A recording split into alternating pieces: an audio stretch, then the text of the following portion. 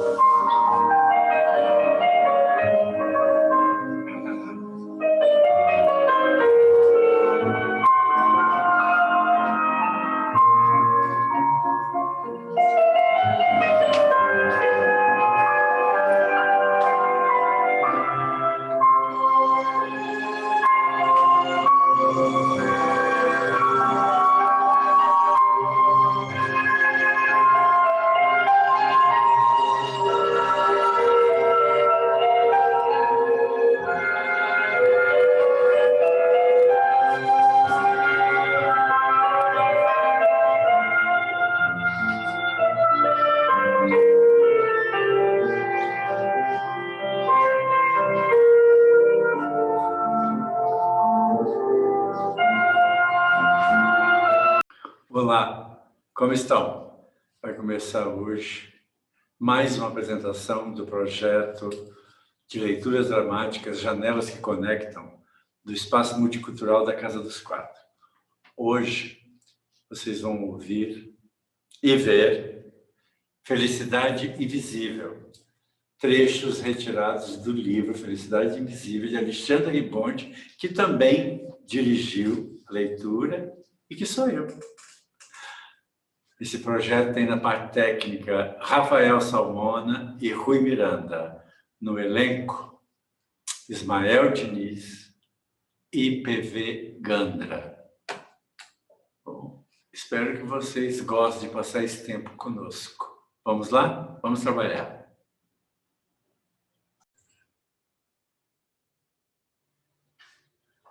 3, 2, 1, já.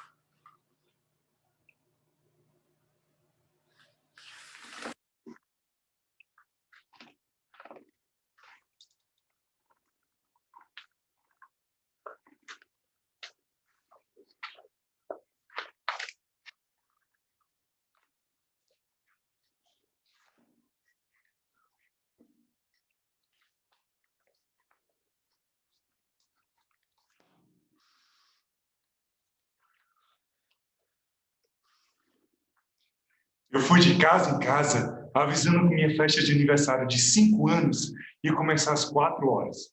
Voltei, tomei banho, me arrumei e sentei na varanda para esperar os convidados. Meus amigos chegaram com presentes. Minha mãe, muito assustada, perguntou o que era aquilo. Expliquei. É meu aniversário. Minha mãe foi categórica. Que maluquice é essa? E me fez ir de novo, de casa em casa, pedir desculpas e, ai que dó, devolver os presentes. E me deu um sermão comprido sobre contar mentira. Até hoje eu me pergunto o que eu deixei de ganhar por ter devolvido os presentes ainda embrulhados. No primeiro ano de ir à escola, fui também matriculado à força no curso de acordeão. Disse para minha mãe: "Você é bonito, por que não vai, então, a senhora aprender a tocar? Por que eu?" Não adiantou nada. E depois das aulas, eu ia 3 vezes por semana ao conservatório, mas não conseguia entender as notas. Nem mesmo debaixo das ameaças frias e caladas de Irmã Celeste. Um dia, cheguei em casa e em cima da cama estava um acordeão vermelho, lustroso. Jogado do jeito que estava, parecia uma máquina de escrever. Usei o teclado e escrevi um livro imaginário. Eu dedilhava um mistério. O A, Dó, o B ré, e o C mi. faziam tantos sons quanto o Dó, o Ré, o Mi. Agora eu sei que abrir um acordeão é igual a abrir um livro. Tanto um quanto o outro se desfolham. Contam histórias, levam êxtase. Mas eu era muito novo naquela época para entender essas coisas. Meu pai tinha úlcera. E o médico disse: Úlcera nervosa! fui obrigado a fazer dieta com comida leve. Por coincidência, naqueles mesmos dias, havia chegado em casa um telegrama para o meu pai que minha mãe abriu. Estava escrito: saudades, beijos, Margarida. a vingança foi cruel. Na hora do almoço, a mesa era diariamente enfeitada com pernis de porco, linguiças apimentadas, feijão com carne seca, arroz de forno, picles feitos em casa galinhas ao molho pardo. Na cabeceira, em frente ao meu pai, minha mãe colocava peixe no vapor sem sal e purê de batata ralinho. Com um carinho nutrido no ódio de ser traída, ela dizia: Come a sua comidinha. Come.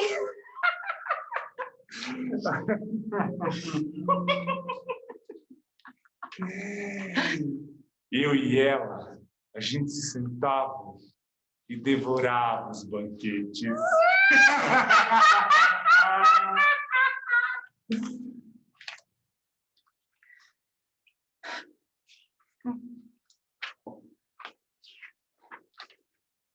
Eu, às vezes, me trancava no quarto e vasculhava os armários. Encontrei uma caixa e abri. Lá dentro tinha um umbigo seco, um dente de leite e um cacho de cabelos. Tudo seu. Disse a minha mãe. E depois achei a foto de um garoto de 8, 9 anos. Não reconheci. E perguntei quem era. Ah, era o Carlos. Eu não sabia quem era o Carlos. Foi um ano antes de você nascer. Eu peguei para criar, mas depois fiquei te esperando e devolvi. Não pus a foto de novo dentro da caixa. Eu fiquei com ela. E olhava. Ele tinha os olhos castanhos, assim como eu. Mas os cabelos eram escuros. E teria sido meu irmão. O único. Quem sabe ele seria o escolhido para ter as aulas de acordeão e não eu. Passei a pensar em Carlos todos os dias, mas sem saber em que pensar. Era como a lembrança do que eu recordava. A memória jogada no turbilhão do esquecimento. A gente dizia que era cavalo branco, mas o nome não tinha razão de ser porque era franzino e nem tão branco assim. O que eu sabia, por ouvir dizer, era que ele reagia mal quando gritava o seu apelido. E talvez por isso mesmo eu berrei quando ele passou na praça. Cavalo branco! Ele correu em minha direção e eu também corri para escapar da vingança dele. O suor escorria por todo o meu corpo e o calor era tão intenso e sufocante que o sol, quando esbarrava seus raios no rio Desengano, chiava como barra de ferro ardente enfiada na água fria. Ele, uns anos mais velho do que eu, me alcançou, me segurou pela gola da camisa, me jogou no chão, socou meu rosto e gritou: "Cavalo branco é aquela puta da sua mãe!" Neste momento, neste exato momento do soco, nossos olhos se adentraram e se tornaram de uma só pessoa.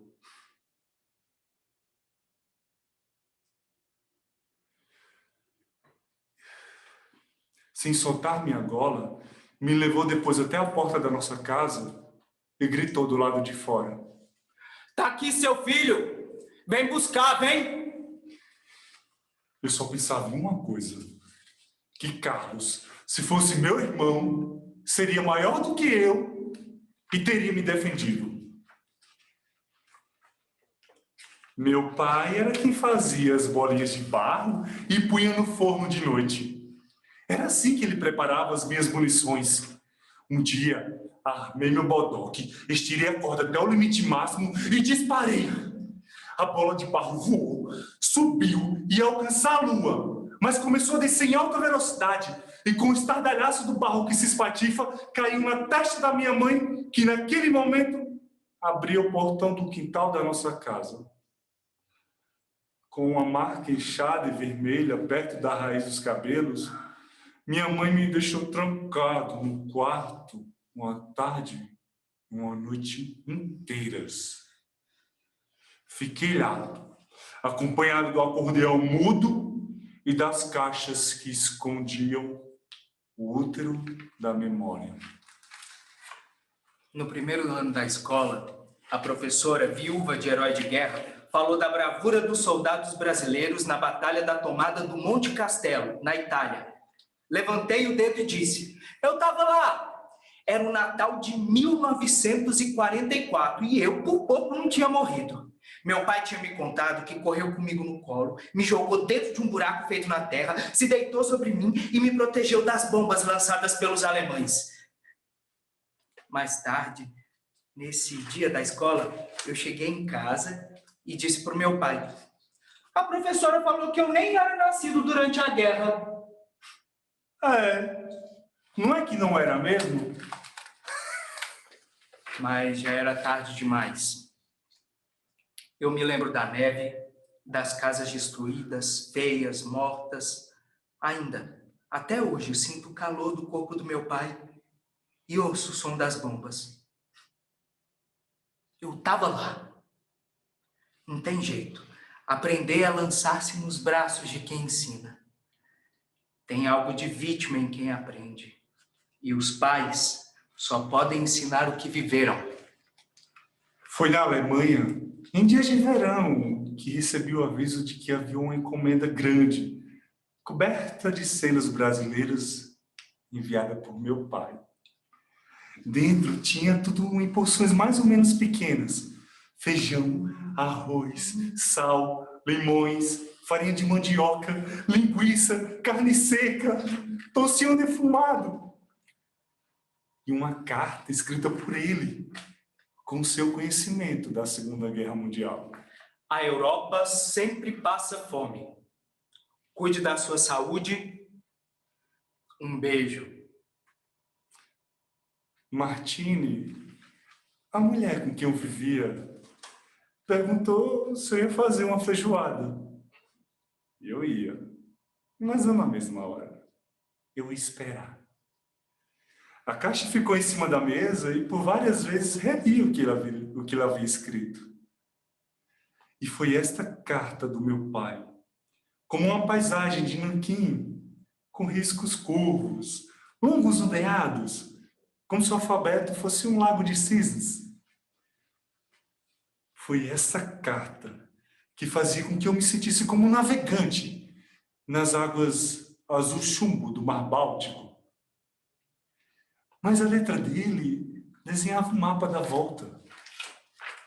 Meu pai, ele transformava tudo. Telefonemas, abraços, passeios de mãos dadas, salada de agrião, bilhetes, melancias vermelhas em cima da mesa.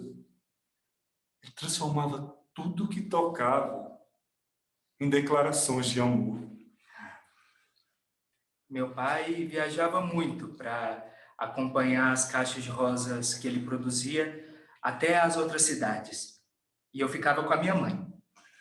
Eu não sabia, mas ele também ficava fora tanto tempo assim por causa de uma outra flor, a margarida. Um dia, perguntei à minha mãe: vocês devolveram o Carlos para onde, hein? Os olhos dela brilhavam de espanto. Carlos? Que Carlos? Ah, o pretinho que eu peguei para ajudar nas coisas aqui em casa. E quis saber por que eu estava perguntando. Aí eu respondi: para saber, ora. Eu devolvi para casa dele. E onde era a casa dele? É por aí. O desengano era uma cidade tão pequena, era menor que o trem que parava na estação. A casa dele, então, não havia de ser longe. Eu acho até que eles já foram embora. E saiu de perto de mim. Pouco a pouco, eu entendia que minha mãe jamais me contaria o que eu queria saber. Um dia minha mãe sumiu. De manhã cedo, já não estava em lugar nenhum da casa. Não estava na horta, nem no roseiral, muito menos na imensidão da nossa pequena mata, feita de jabuticabeiras, laranjeiras, persegueiras e árvores altas. Um caminho estreito e tortuoso, feito pelo hábito dos nossos pés, ia até o fundo do quintal, onde passava o rio, generoso, vasto, abundantemente líquido. Ela também não estava lá. Meu pai, então, saiu pela cidade, foi na casa das amigas de minha mãe, entrou na igreja, andou nas margens do desengano. voltou para casa e ficamos os dois lá, ocupados com as coisas a fazer e com um olho no portão. Meu pai não dizia nada, não se lamentou, não xingou a vida, não espantou as galinhas que marchavam entre as roseiras. De tarde, ele se juntou a mim na escada da varanda, me olhou como quem conta tudo e por minutos fizeram de mim o homem que sou hoje. Ficou abraçado comigo. Foi aí, neste abraço, que eu aprendi a respirar como ele. E no começo da noite, minha mãe voltou. Olhou para nós com um sorriso de quem não entendia a culpa e explicou. Me dá vontade de andar por aí. Não posso. E eu desejei, como se também não tivesse culpa de nada, que minha mãe fugisse mais vezes. Para que meu pai me abraçasse de novo e eu aprendesse outras coisas. Eu tinha 17 anos, telefonei para casa para avisar que tinha passado no vestibular. Mas minha mãe me impediu de falar e me deu outra notícia. O canalha do seu pai me abandonou. Telefonei para o meu pai, que me disse: O canalha do correio está de casa com ela. Meu pai, então, foi viver com a Margarida. Minha mãe não, ficou sozinha. Acho que a minha solidão eu aprendi com ela e com a casa onde ela continuou a viver. Essa casa que, pouco a pouco, com os anos que se passaram, foi ampliada, modificada, ganhou mais um andar, passou a ter uma grande garagem onde minha mãe guardava 2 carros lustrados e sempre novos. E, finalmente, a casa se tornou o que ainda é hoje, o deserto da minha mãe. Mas foi como se, subitamente, por decisão dela mesma, minha mãe tivesse parado de sofrer, de gritar, de cair no chão da sala, passou a usar roupas novas e pintar os cabelos. Mantinha a cabeça erguida, até mesmo a fritar um ovo. Compareceu ao velório do meu pai com um vestido marrom. Se ele ainda fosse meu marido, eu estaria de preto. Sempre teve algo de sangue frio na dignidade de minha mãe. Logo depois do anúncio da separação dos meus pais, fui até Desengano. Minha mãe gritava, chorava, andava de camisola pela sala como se nunca mais fosse sair para as ruas e se contorcia no chão em noites de agonia. Repetia até ela mesma se convencer de que era verdade. Nunca traí o seu pai. Nunca. Nunca. Meu pai, com as 2 mãos enfiadas nos bolsos de trás, andava de um lado para o outro à procura de solução. Eu lamentava. Aquele canalha era o seu professor de acordeão. E a serviço dela, a convite dela. No último dia que viveu na mesma casa que minha mãe, ele entrou no quarto e apanhou o acordeão pela alça. O acordeão se abriu, como um pulmão que exala um suspiro de angústia. Pela janela ele lançou, com toda a força que tinha, o meu acordeão, que voou muito pouco até cair entre as roseiras do quintal. Fui até lá ver. O acordeão de madrepérola estava rasgado e sujo de lama. Durante muitos anos, não me lembrei deste dia. Até que, ao ouvir alguém tocar numa feira em Paris, o mesmo bolero que havia me ensinado o amante de minha mãe, senti nesse dia que a dor do meu pai doía em mim. E depois que eu fui ao quintal e encontrei o acordeão quebrado, eu saí com meu pai. Ele caminhava um pouco à minha frente com as mãos enfiadas nos bolsos de trás da calça preta. Todas as suas calças eram pretas. E por ainda acreditar na esperança da felicidade, pedi a ele que não saísse de casa, Ele caminhou a passos curtos, de um lado para o outro, enquanto pensava, exatamente como eu faço hoje, e disse: Sabe aquele dia que sua mãe desapareceu? não me lembrava. Aquele dia que ela só voltou de noite sem a gente saber onde ela tinha se enfiado? Lembrei, mas sem compreender do que me lembrava. Como eu me lembro hoje? E ele explicou. Ela tinha ido tirar o filho daquele canalha. Eu quis entender tudo naquela hora, viu? Eu quis envelhecer. Quis parar o vento que vinha e esbarrava no meu corpo. Eu tinha, então, 2 irmãos que eu não conhecia. Eu ali me encontrava diante da solidão. Miríades. Miríades de flocos de neve era o que eu via da varanda do meu apartamento de frente para o mar em Heiligenhafen, no norte da Alemanha. Martine e eu tínhamos brigado minutos antes, por algum motivo tristemente desimportante e de que por isso mesmo eu não consigo me lembrar hoje. Martine se levantou da cama nua. Olhei para a calefação e o termômetro indicava 23 graus. Ela podia estar nua dentro do apartamento. Martine vestiu as botas de cano alto e, nua, aquecida pelo clima subtropical do apartamento, procurou o que vestir. Pendurado no cabideiro perto da porta de saída, achou um casaco longo, de pele. Vestiu e saiu de casa. Saí para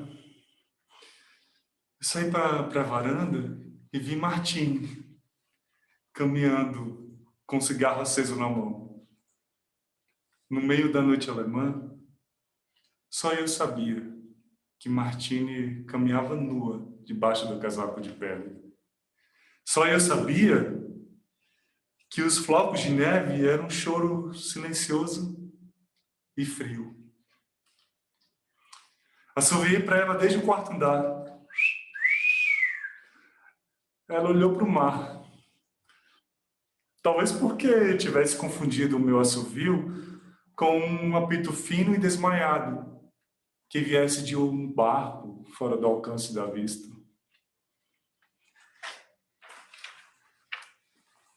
O dia em que fui embora para a França, depois de avaliar que os militares brasileiros haviam perdido o juízo de vez, ninguém ficou no aeroporto para ver o avião sumir no céu. Meu pai, quando embarcou para a guerra na Itália, foi seguido pelos olhos de minha mãe.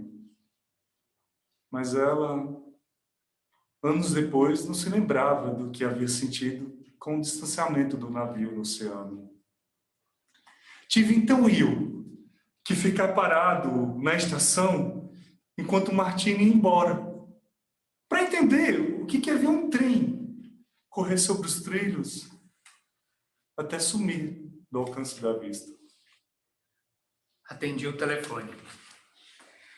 Era para me avisarem que minha mãe tinha tido um infarto aos 92 anos e que estava em coma. Desliguei e pensei não apenas no que eu deveria fazer, mas mais do que tudo, no que eu deveria sentir. Sei que sou uma cria que não reconhece sequer pelo olfato os cheiros das tetas da mãe.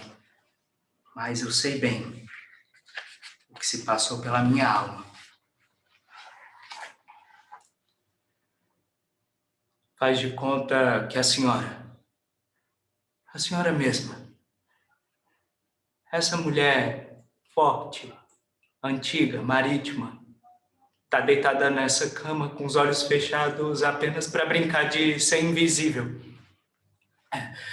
Faz de conta que essa máscara que a senhora está usando, essa mesma, essa transparente, é só para a senhora mergulhar no seu mar profundo e estranho. Faz de conta que eu nem nasci. Faz de conta que nem faz tanto tempo que eu, com toda a razão que eu tinha, disse que essa vida que a senhora deu a mim é só minha e a gente se der, a gente se vê por aí. Mas levanta e faz de conta. Faz de conta que essas palavras, essas que eu estou usando aqui, não foram as que a senhora me ensinou, letra por letra. Faz de conta que esse cheiro, minha mãe, esse cheiro antigo, fecundo, marítimo, de peixe, urucum, limão, coentro, não são elementos da minha felicidade instável. Mas agora chega, minha mãe, levanta, que aí eu prometo que eu faço de novo de conta que essa vida, essa que a senhora derramou de dentro do seu corpo para dar a minha, é só minha, e a gente se deve, minha mãe. A gente se vê por aí. Mas levanta e faz de conta, porque pode ser que eu nem te ame, como poderia ser possível, mas eu prometo, minha mãe. Levanta, minha mãe, levanta que eu faço de conta. Levanta.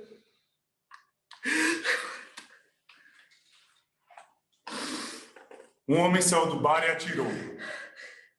Era a madrugada de 24 de dezembro de 1977. Meu pai, que conversava comigo em pé na calçada no outro lado da rua, me empurrou. Caí na trincheira entre um meio-fio e um carro estacionado. E meu pai me protegeu ao se deitar sobre mim. Mais um tiro. Desta vez seco, curto, oco, próximo demais. O corpo do meu pai em cima do meu se contraiu e me apertou num abraço insuportável. Mas subitamente se descontraiu. Ficou pesado. Permaneci imóvel. Ouvi um suspiro. Um só. O corpo do meu pai ainda estava quente. Ainda estava tão querido quanto um minuto antes. Eu esperei. Depois me levantei. O corpo continuou no mesmo lugar. O corpo já vazio, sem meu pai dentro dele. Estávamos novamente no Monte Castelo. Mais uma vez, eu tinha sido salvo pelo meu pai. Mais do que das balas e das casas destruídas, da neve suja do inverno italiano, era disso que me falava quando me contava da batalha contra os alemães, onde estivemos juntos. Esse amor imenso, interminável, silencioso, masculino, carnal, que para sempre vai existir entre o pai e o filho. Ele sempre esteve pronto para o nosso último momento. Porque para o pai, o futuro é uma cicatriz que se carrega no peito.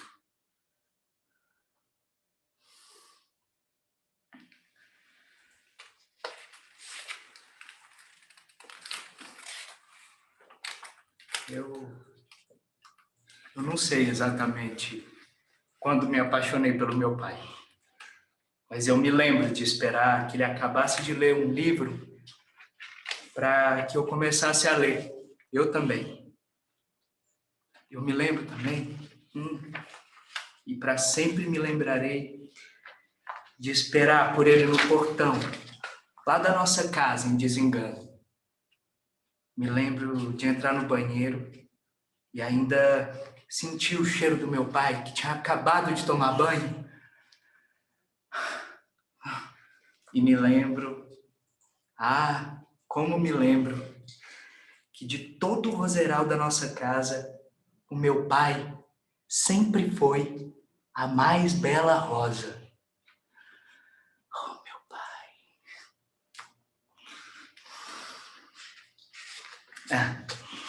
Fui visitar a Martine, que tá casada com a Cecília.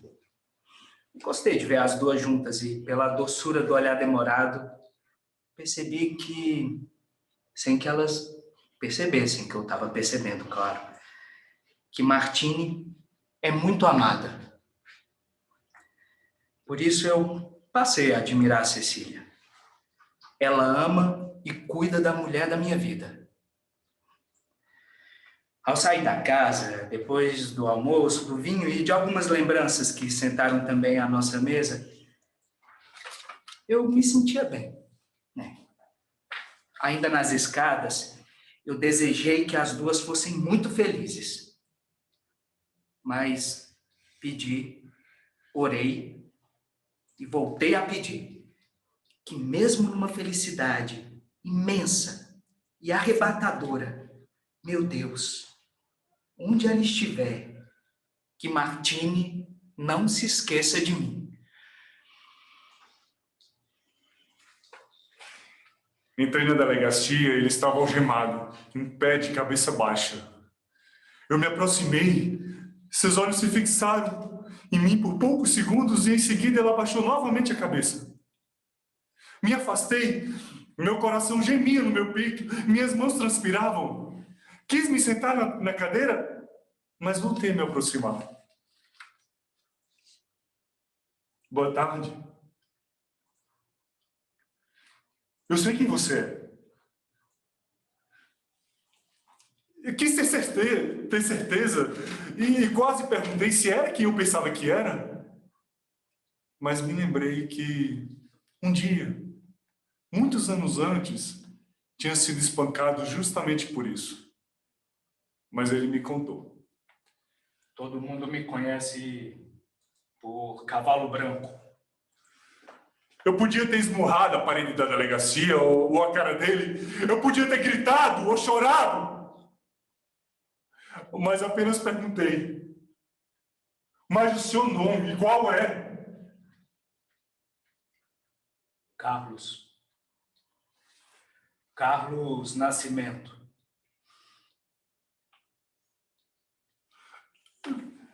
Tudo que havia em mim se modificou. O seu sorriso pequeno, quase imperceptível, tinha timidez nos encontros. A escuridão dos olhos dele tinha a ira dos abandonos. Ele era Carlos, o irmão que eu nunca tive. E era ele quem tinha matado meu pai. Um espaço pequeno, apertado, com as paredes sujas que antes haviam sido pintadas de rosa. Era até possível ver as pinceladas desiguais da brocha. No alto da parede tinha um basculhante, protegido com umas barras de ferro já enferrujada. Era nesse cubículo da prisão que eu entrava quando ia visitar o Carlos. Ele sentado, eu sentado, frente a frente. Foi ali, naquela paisagem estreita, sem horizonte, que nós dois começamos a tecer o fio interminável da nossa fraternidade adiada. O órfão e o assassino do pai. Eu perguntei, por quê? Tinha que ser. Eu sabia o que ele queria dizer ao falar da fatalidade de ter que matar, porque ele me roubou o que tinha sido roubado dele. Mesmo sem acreditar nas fatalidades, eu sei que elas lutam por existir. Se o seu irmão comete uma monstruosidade dessa, não tem mais escapatória. Não há mais para onde correr. Esse monstro será para sempre seu irmão. Durante 8 meses, não visitei Carlos na prisão. Também não contei à minha mãe que tinha sido encontrado e preso o assassino do meu pai. Quando fui chamado para depor, cheguei a dizer que Carlos não se parecia com o homem que havia dado o tiro na porta do bar na véspera do Natal. Quando estive com Carlos a primeira vez na cadeia, os gritos da minha raiva se misturavam ao meu cuspe e batiam na cara dele. Mas não soube o que fazer. Até hoje eu não sei se o que eu fiz foi o que deveria ter sido feito. Falta minha fé dos promotores, dos juízes, para acusar Carlos. Falta minha frieza dos advogados para defendê-lo. Meu pai começou a se desfazer das coisas. Ficou com um fusca amarelo velho, uma barraca de acampamento, uma vara de pescar e uma espingarda. Entrava no mato, encontrava um córrego, uma lagoa e se sentava. Transformava cupinzeiro em forno para assar peixe, vaca. Falava cada vez menos. Saiu do mato com flores amarelas, colhidas por ele mesmo para me encontrar quando eu voltei do meu exílio voluntário. Peguei as flores, abracei meu pai, cheirei com vontade o pescoço dele. Seu corpo me confundia. Tresandava árvore, moita, água quieta, silêncio, voz de bichos. Mas então entendi que esses cheiros vinham desde a minha infância e que eles eram a minha memória transformada ali, em ser vivo, com cheiro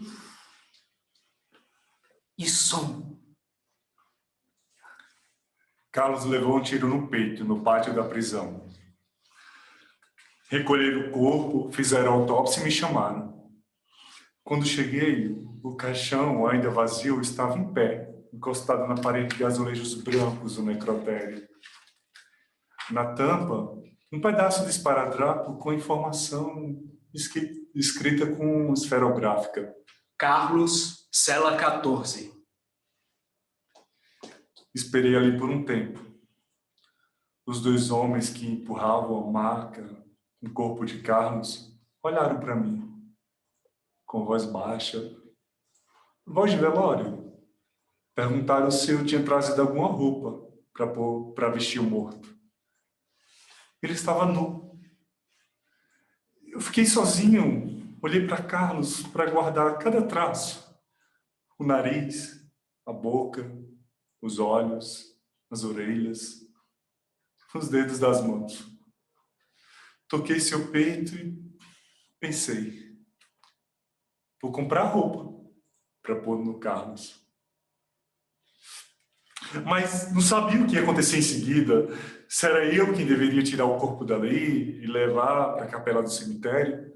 Se era eles quem se carregavam de tudo?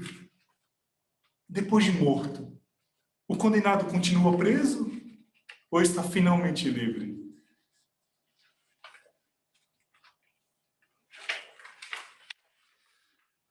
Abracei Carlos. Foi o nosso primeiro abraço. Não sinto saudade dos olhos do Carlos algemado logo depois de ter sido preso.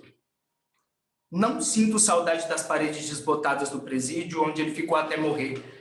Não sinto saudade alguma do corpo dele nu estendido à espera do caixão, e nem do momento que desceu para a cova. É insuportável pensar na hora que ele apontou a arma e atirou em nosso pai. Tudo isso nós vivemos juntos como irmãos que não se separam. O que me faz falta, o que me pesa com o peso da saudade profunda, sem saída, sem trégua, são os dias, toda a vida que não passamos juntos quando eu não sabia quem ele era. É o absolutamente desconhecido, sem cor, sem cheiro.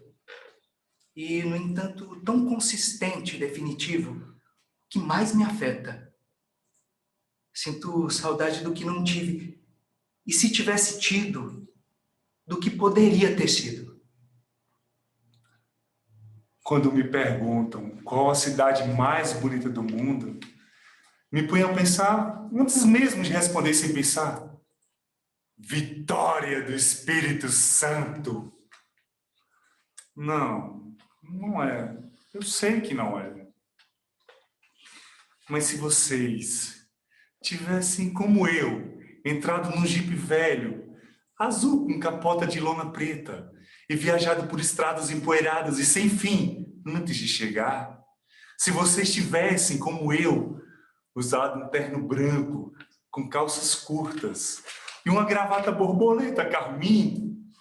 E visto os navios que eu vi ancorados no porto do centro da cidade, se vocês tivessem parado de andar para olhar de perto os altíssimos cascos dos navios que criavam paredes firmes, capazes de proteger as ruas, os vestidos e os chapéus de ventos fortes.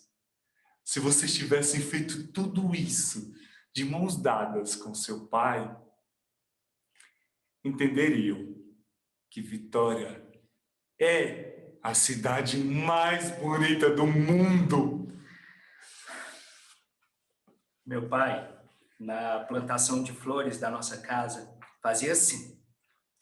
Aproximava-se de uma rosa, abraçava com as mãos em forma de concha e depois, com a ponta dos dedos, abria as pétalas, uma por uma, mantendo sempre o olhar atento lá dentro. Vez ou outra, ele punha o dedo no interior da rosa e, em seguida, delicadamente, encostava o nariz e inalava todos os aromas que haviam sido provocados pelo toque. Fazia tudo isso num silêncio cerimonioso, caprichoso, feliz. Seus dedos, suas mãos, a ponta do seu nariz ficavam úmidos e ele exibia um sorriso de contentamento que sempre me pareceu comovente. De tanto acompanhar meu pai nesses momentos, eu aprendi. Instintivamente, fazia a mesma coisa com Martini, que se contorcia no prazer das rosas. Enchi um saco de ar, um saco de papel. Cheguei na ponta dos pés, atrás do meu pai e... pá! Estourei o saco. Eu nunca vou me esquecer dos olhos enlouquecidos dele quando se virou e me jogou no chão com força. É que as explosões, os relâmpagos, as freadas, os gritos, tudo isso fazia meu pai se lembrar da guerra. E eu, com 6 anos, não entendia nada de lembranças que doem. Mais de um ano depois, disse para minha mãe que tinham achado o Carlos, o assassino do meu pai, e que ele tinha sido preso, e que depois tinha sido morto na prisão. Ela deu um grito, pôs as mãos no peito e exclamou: Ai, meu Deus! Cruzes! E perguntou se era alguém de desengano mesmo e se ela conhecia. Respondi que sim. O meu silêncio, depois da resposta, criou um certo clima de alerta, de perigo, e ela abriu os olhos. Aqui! Disse que era o Carlos. Carlos? Que Carlos? Expliquei que era o Carlos, que ela tinha pegado para criar. Eu sabia! Que Deus me livre e guarde. Mas sabe quando o coração da gente sente que uma pessoa é perigosa? Ai, ai. E me olhou pesarosa. Ela tinha a certeza cristã de não ter sido má e perversa em momento algum.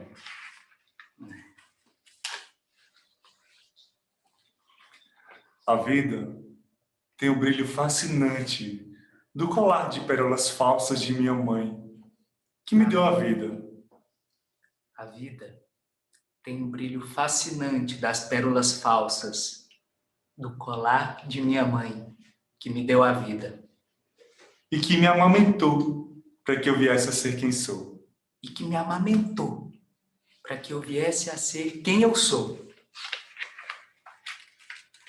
E que me segurava no colo para, com a mão livre, balançar no ar o colar de pérolas falsas. E que me segurava no colo para, com a mão livre, balançar no ar o colar de pérolas falsas. Sorria e repetia várias milhares de vezes a pergunta: é bonito, né, neném? É bonito, né, neném? Sorria e repetia várias, milhares de vezes a mesma pergunta. É bonito, né, neném? É bonito, né, neném? É sim, minha mãe. A vida é bonita. É sim, minha mãe. A vida é bonita.